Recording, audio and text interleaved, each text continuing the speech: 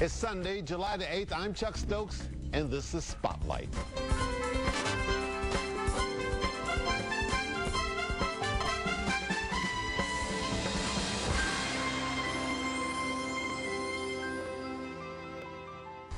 Welcome to Spotlight. Welcome back to Spotlight. You've been here before. Thank you. Let me just ask you the obvious question. You have been mayor of Southfield since 2001. Yes.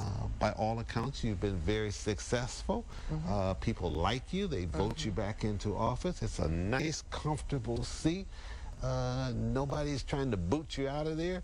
Why do you want to leave that, move on to Washington, rather than stay where you've done a good job and people want you to stay? Every leader that we know that's in politics had roots and started in local government. And I think that's what gives me the foundation to be such a strong candidate for the 14th Congressional District. The buck stops with me. I connect the dots between federal government and local government. I'm running on, I know what is happening on the ground here. I know the needs of this community and of all the communities in the 14th District. I inherently know what it means to have the need for federal transportation dollars. I inherently know the benefits of funding, federal funding for the COPS grant, for the SAFER grants. I inherently understand, being on the school board, the benefit of Title I funds, of Head Start programs, which are federal dollars. And so I'm running for Congress on the base that everyone's saying Washington is broken. Yeah, it's not? It is. And we need a different approach. We need someone that's going to get the job done. And what I'm proud of being mayor, and my constituents will tell you, I dot the I's and cross the T's. I get the job done.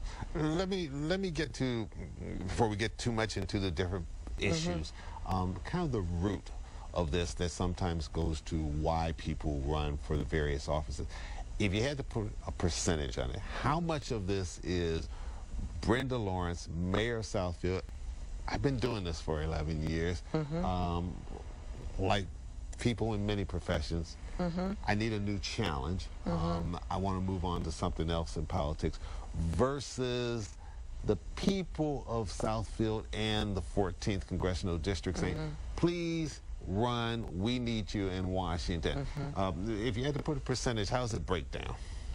It breaks down to I have a national platform as well, because I'm the chair of the Democratic Mayors National Chair and national, the U.S. Conference of Mayors. I'm on the executive board. Okay. So I have sat down in the White House with President Obama probably 6 times in the White House discussing local issues, how funding is being allocated, talking to him about the issues that are on the street, because I represent mayors all over the country. And so it is driven by wanting to make a difference. You don't see the voice. You see the number of women declining in Washington. You see issues being fought on that has nothing to do with taking care of our issues that we need in the 14th District. I'm often asked to comment on local issues, but then it's left to another body. So it is that support and confidence and trust that I'm running on. I have a great legacy that I've worked hard to have, of being ethical, being responsive and inclusive. Do you think it perhaps will be frustrating for you getting to Washington, being one of 435 people, trying to get something done, versus being a mayor, a chief executive, when you're closer to the people, you're closer to the issues, you can say, we need to get this fixed, and you can watch it get fixed and know, if I make a call to this person, this person, this person, and deal with a city council, I can get those things done. I mean, that's a much bigger pool up there. Yes, it is. It's much bigger, but if we continue to do things the way we have, we're going to keep getting the same results. I have a different approach. I don't want to fight Republicans. I don't want to fight Tea Parties. I want to stay focused on the issues. You're tired of bipartisan politics. I'm going to fight for the issues. And we need... Partisan politics, I should say. We need mass transit. And everyone keeps saying we need it, but we haven't gotten it done.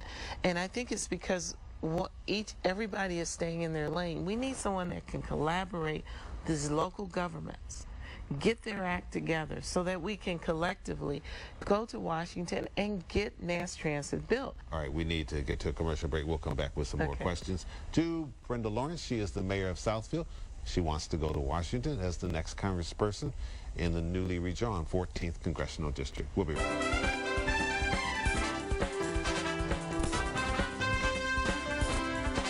Can you beat these guys? And if so, why should you beat them? Why should the voters vote for you instead of them? And they're already there in Washington in a system that is based on seniority. So they started on that seniority ladder. Why should the people, sort of speak, start all over again on the seniority ladder? You know, Chuck, this is such a unique district. It's drawn very oddly.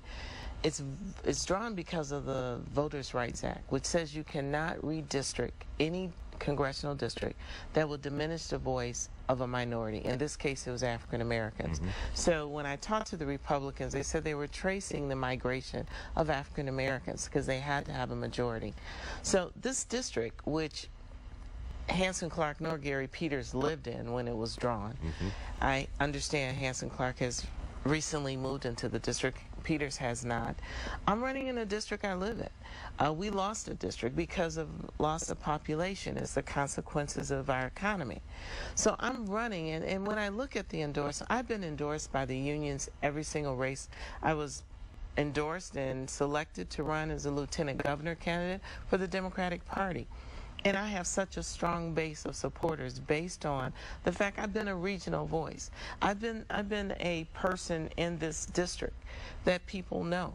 And I am very proud of that. I have pastors, I have elected officials, and I have union members who are endorsing me. So based upon what you just said, I can surmise, and correct me if I'm wrong, that you feel that having someone who is a minority representing a large sector of minorities is important in Washington, D.C. I think the voice of a woman sitting at the table in Washington, D.C. is critical.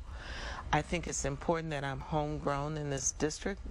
I was born and raised in Detroit, graduated from Pershing High School.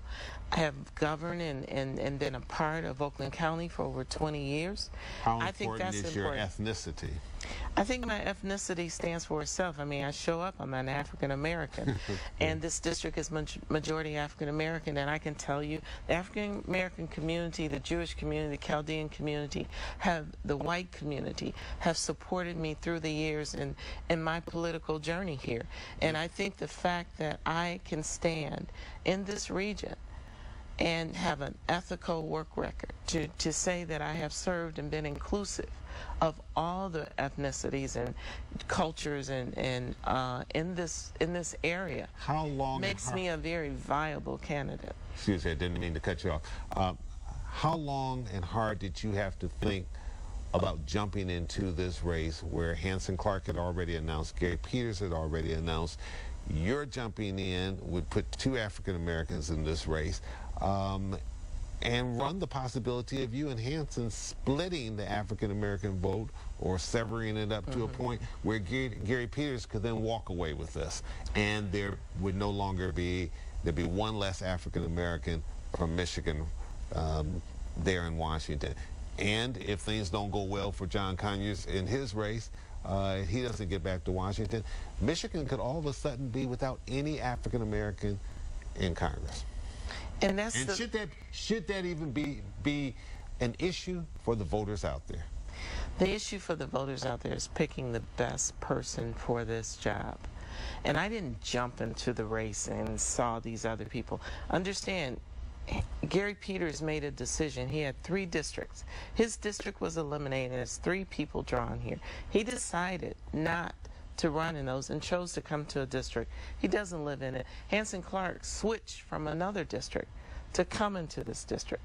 And so I would never base my decision solely on who's running. I don't want them to go to the polls saying, I'm just going to vote for the white candidate, I'm just going to vote for the black candidate. I would never be mayor of Southfield. You want to vote for you because you feel you are the best qualified candidate. I am the best qualified candidate. And you know what? God created me black and a woman, and that just goes with the package. Okay. All right. We're getting that's a good way for me to segue to a commercial. And we'll be right back with Brenda Lawrence, and we'll talk about some specific issues she may have to deal with if she gets to Washington, D.C. We'll be right back.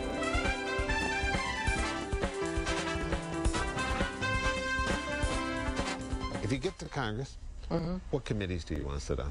Transportation and education. Why? Because in this district, and again, I'm fighting for what we need mass transit. We have a deteriorating infrastructure here. I'm very supportive of President Obama's American Jobs Act, which is an investment in our infrastructure. It will create jobs. The education piece, I served as a school board member. I just know in Michigan now it takes $7,500 a year to educate a child. It takes $37,000 a year to imprison them, and we are imprisoning people at a rate faster than other states.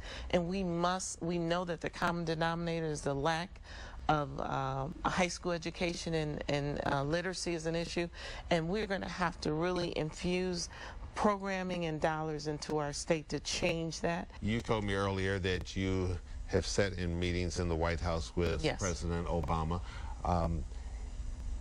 If you get to Washington and he gets back to Washington, gets reelected, what will you tell the president that may not be comforting to his ear, but you feel is the right thing for cities like Southfield and other cities that you would be representing? The one thing that I would be passionate about, and I have had this conversation, when we look at the budget and there are cuts made, and you know, the president sometimes to get another issue passed, as health care or other issues, he'll cut back on funding to the cities.